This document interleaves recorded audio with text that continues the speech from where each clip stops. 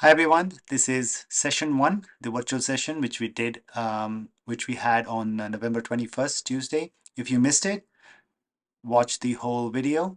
If you attended it, then check out the assignments page to see which part of the video you need to watch. With that, let's start.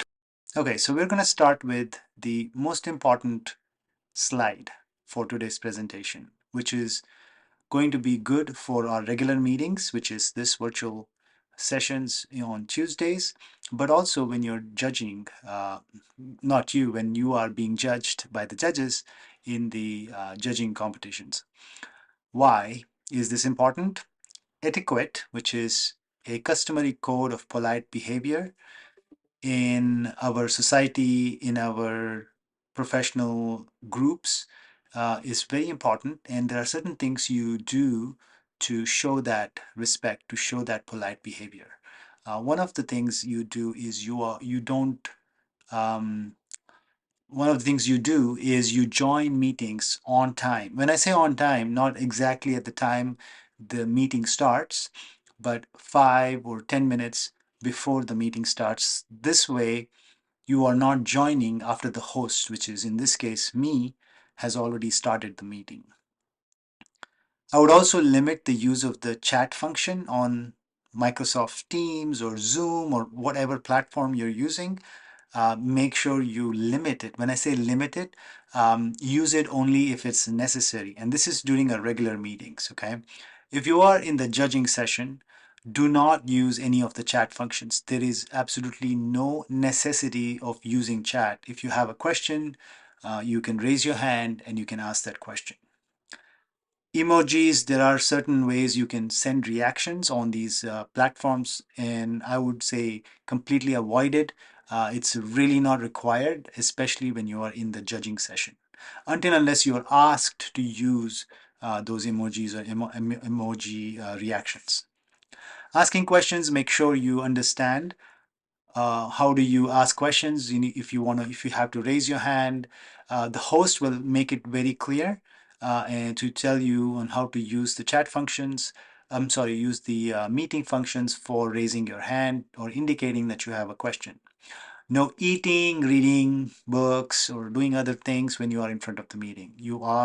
Um, you should be present 100% in the meeting. And if there are any distractions around you, either move into a room that has less distractions or no distractions, and understand that somebody's giving you time, so you need to give your time to them, focused for that particular 30 minutes or whatever time you are in that meeting.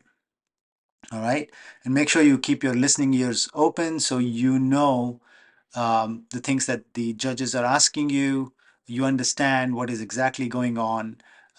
Again, focus is really essential for making sure you answer the right questions in these judging sessions. All right, gracious professionalism.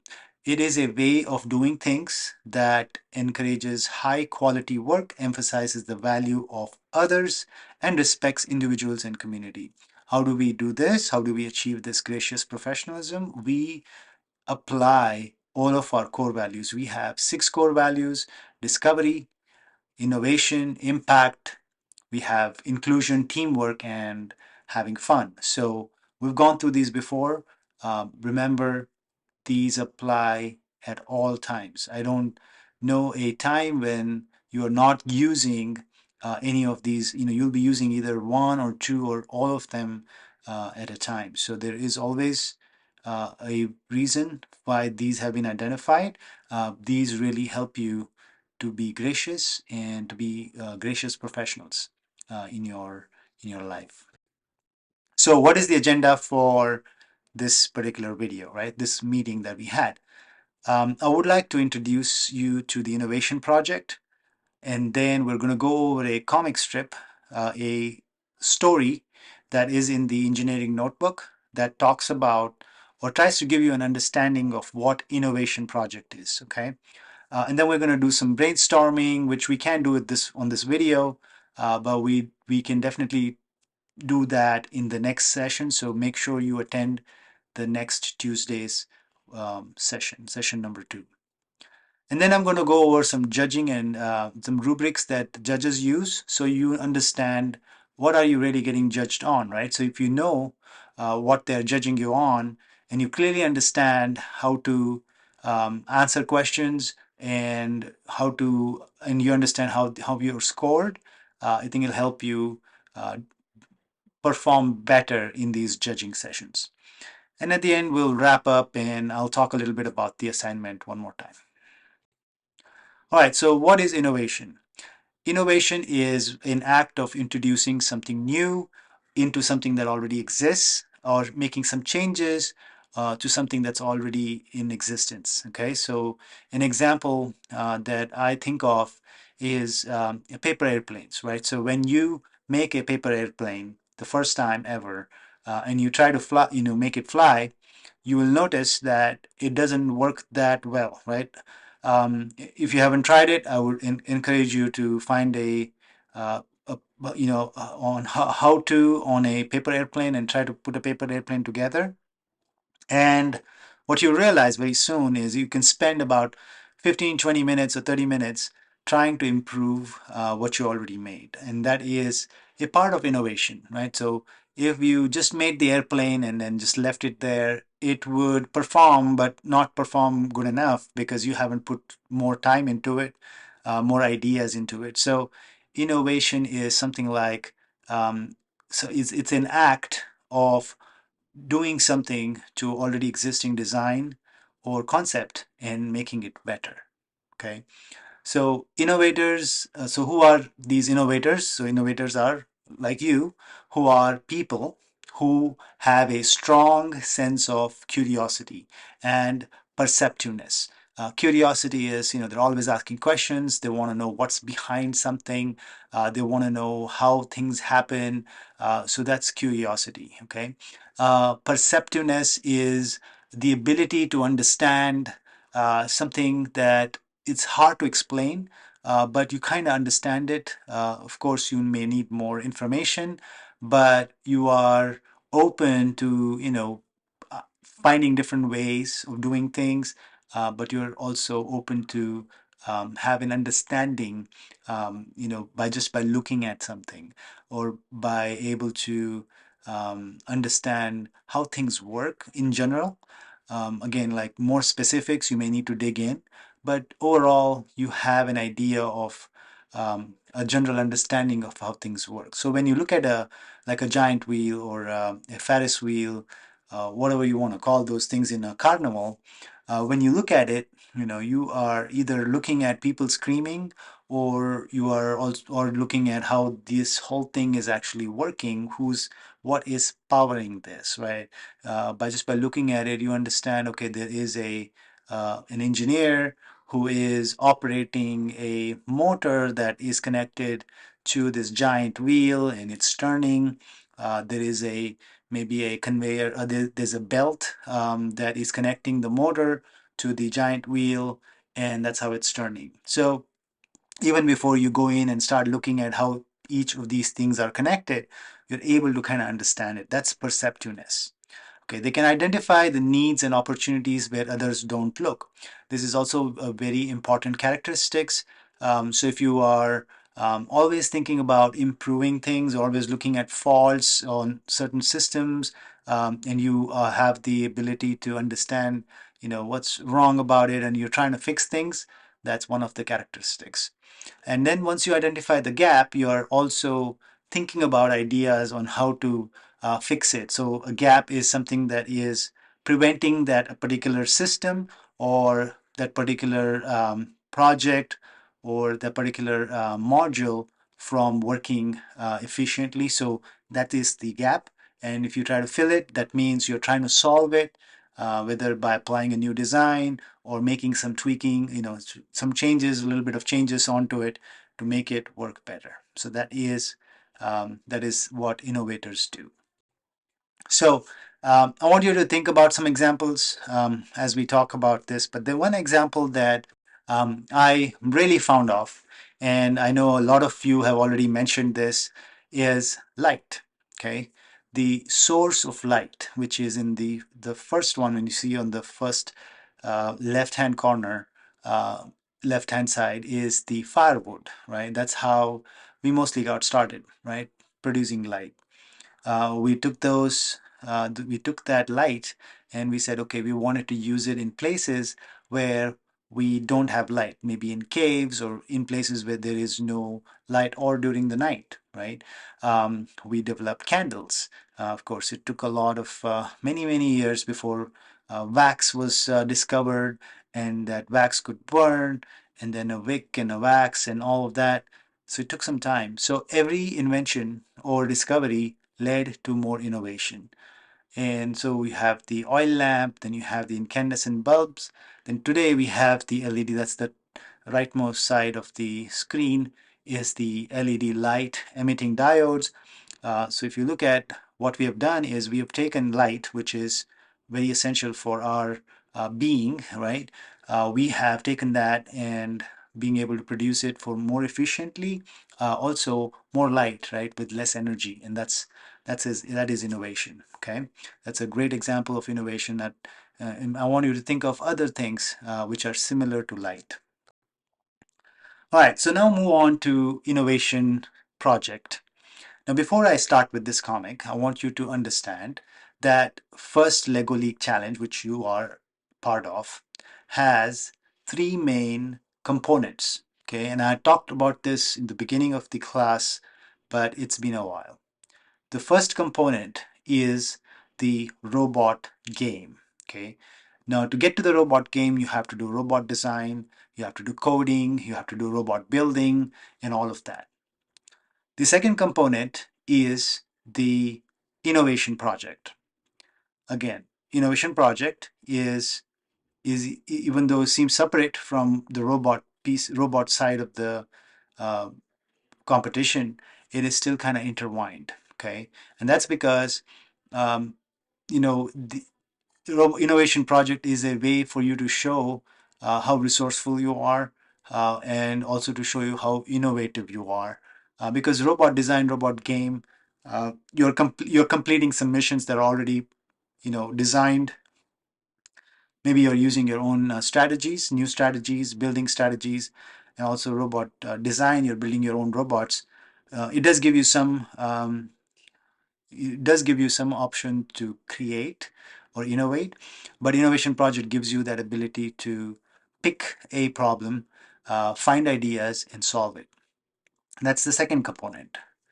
The third component is the most important component of first Lego League Challenge, and it is core values. Okay, core values is actually comes first, even though I'm calling it last. And the reason I'm calling it the last is because I want to talk a little bit about it. Is core values is what brings all of these different components together. Okay, and it's an essential part of your judging process as well. So you will be actually judged based on each of the core values, and then we're going to take a look at that rubric in a few minutes here. All right. So for the second component, which is the innovation project, we are going to read this comic strip really quickly. I'm going to read it, and I want you to think about what is this individual in this comic strip doing, and this is exactly what you will need to also do to be successful in the innovation project. Okay, so starting with the first part, Izzy has an assignment to use technology to help her share her passions. Skateboarding is her passion. Okay. She is not allowed to create a video. That is a condition. So she is looking around for inspiration and advice. Okay. So when she's looking around, what does that really mean? She's actually going to different people and asking for help. Now, who is she asking? Let's see. As she leaves home, Izzy sees Anna, the museum curator. She asks Anna for help. Think about the audience and how you can make it interesting and fun for them to learn about something new. So that's what she gets from Anna, who is a museum curator.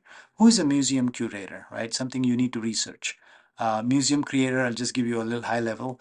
A museum curator is almost like a museum manager. She manages all of the things that goes on in the museum, especially new exhibits, in how things have to be displayed, where they have to be displayed, and they kind of keep track of what day of the month it is. If there's anything, any special day they would like to, do something special for the people coming into the museum. So museum curator kind of is in charge of the museums. But I would like you to do more research on that. So Anna rushes to the museum to meet a team setting up an immersive exhibit. Okay. Um, Next, passing by the movie set, Izzy meets Emily, the studio's visual effects director.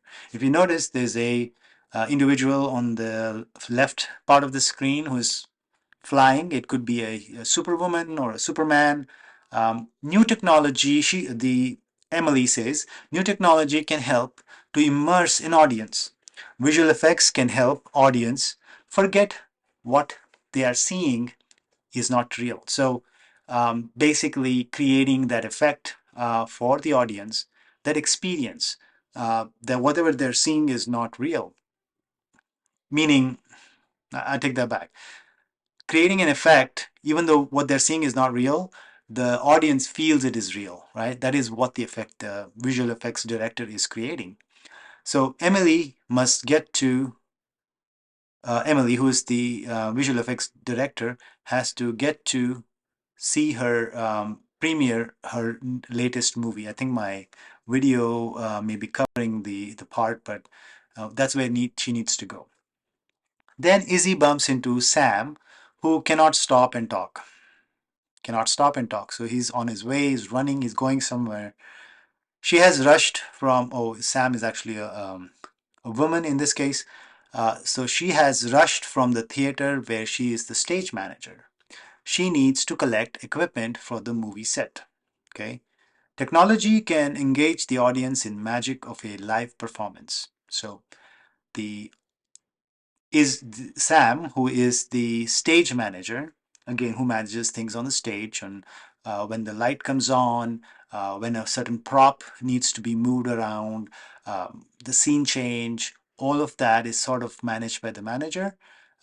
She uh, advises Izzy here that technology can be a really useful tool and that can create magic for the audience, especially in a live performance. Then on her way to the skate park, Izzy spots Noah, the sound engineer, leaving the studio. She asks him for his help, but he's on his way to the music concert. He says, "Sound technology helps musicians to help. Sound technology helps musicians to have a powerful impact on their audience. Try using this," and he's actually giving some sort of a tool and technology gadget or whatever you want to call it. And Izzy receives those, and it says Noah gives Izzy an audio recorder. So it's really an audio recording device, which means it converts our analog signals, which is our analog. When we speak, it disturbs the air, the waves. It converts all of that into a digital, or it could be a tape. Um, but in this case, most likely it's a digital recorder. So it converts it into ones and zeros and stores it as a digital file, which you can then play or use to mix and modify and things like that. That's what a sound engineer does. Okay. At the skate park, Izzy uses the audio recorder to record the sound of her skating. She loves the result, which means she's already played it and listened to it, which has what has she captured? She's captured some exciting sounds of her turns, spins, jumps, and also the other skaters around her cheering. So all of that is now recorded in this audio recorder, which is a nice little uh, a nice little presentation, or you want to call a nice little outcome of her assignment, which now she can share with others. She can either share it via phone, she can put it on a website. That's really up to her. But now she has created this one recording that she can play again and again and create the same experience. So basically, you may be sitting in a house, and if you listen to it, close your eyes and you listen to it, you will be transformed into the skate park. Okay, so think about what Izzy has done with her assignment. All right, so how can you use technology and the arts to help engage others or increase participation in what you love to do? Okay, so think about your passions. Okay, so this is where the assignment comes in, and I want you to really think about this. Give it a few minutes, read the question, and think about what is your passion. That's your first question. Then think about how can you use technology and the arts to help you increase participation and engage others in what you love to do. Okay. Here, for example, we have a photographer. How can a photographer engage others? Now, they can print all their photos, maybe put them in a magazine. People can look at the photos in a magazine. That will share her photographs with others and it increases the engagement. How can a live theater increase engagement? Okay, so they need to reach out to everybody. They need to provide everybody an experience of what it feels like to be inside the theater. Maybe they can use the audio recorder and have people listen to a particular scene, a small part of the scene, and that'll encourage people to come into the theater.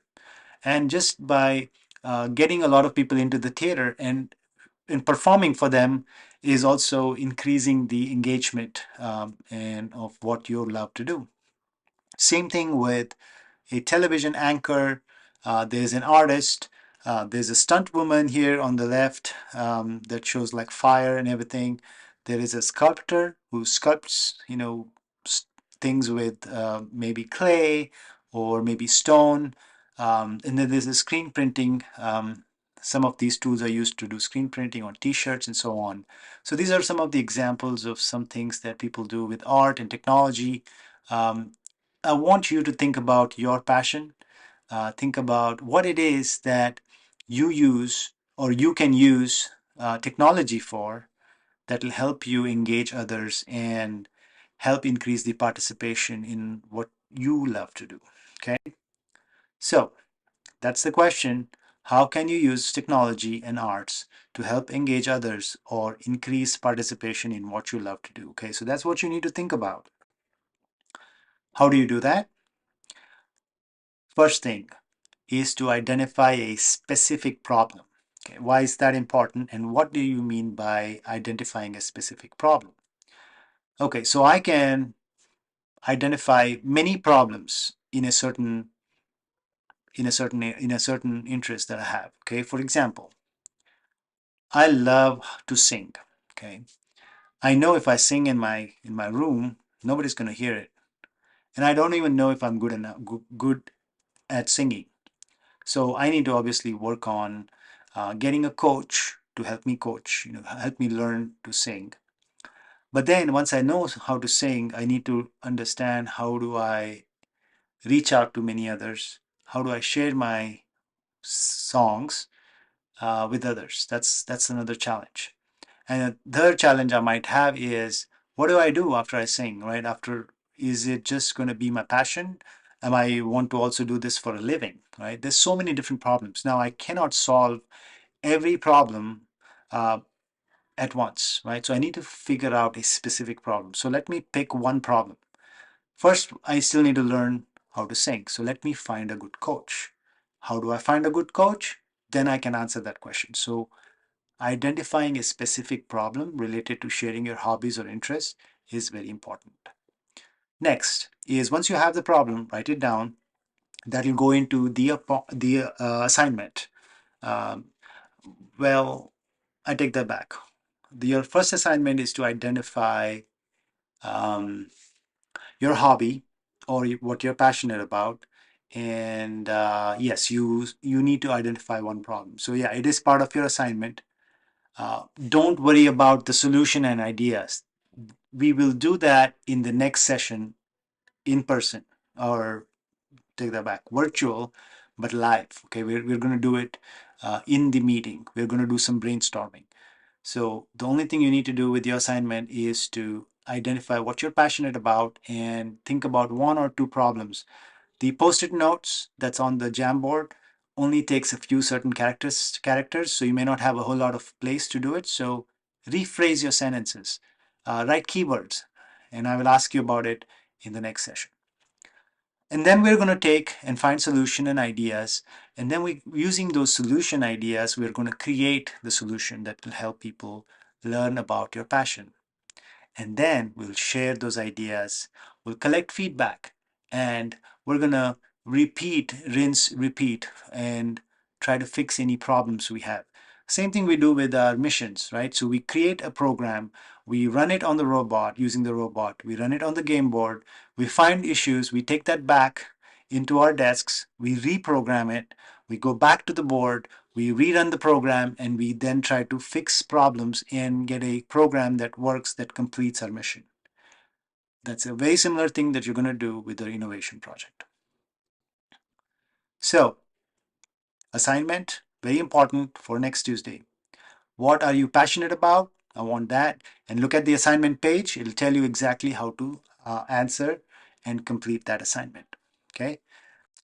Okay. So I know this has been a 25 plus minute long video, so I'm going to pause here and we're going to continue the judging in the next class. Okay, so we're going to keep all of this in the next class, but I'm going to show you real quick what we're going to do. We're going to look at the judging schedule on how the actual judging is going to happen. It's a 30-minute session with the judges, and we're going to go through what happens in the first 2 minutes, then next 5 minutes, and we're going to see all of these different components that are going to be judged, which is core values, robot design, and innovation project. We're going to go into each of these rubrics in real detail.